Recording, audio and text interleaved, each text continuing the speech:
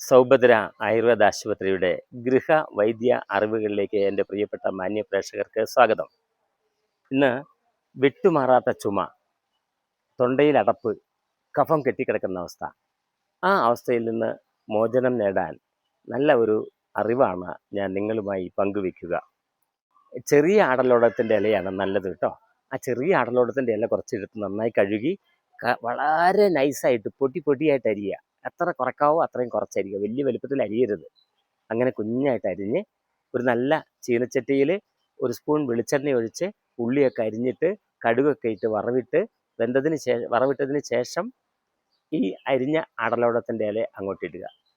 ഒരു 5 or 6 ഇല മതി അരിഞ്ഞിടുക.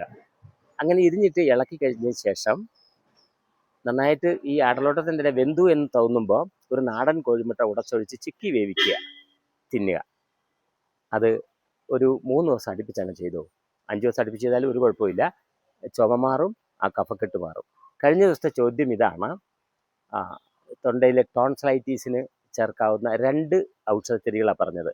2 എണ്ണം ഒരുമിച്ച് എഴുതുന്നവർക്കാണ് സമ്മാനം. അത് കൂർമുള്ളിൻ്റെ കൂമ്പും മുയൽ ചെവിയൻ്റെ ഇലയുമാണ്.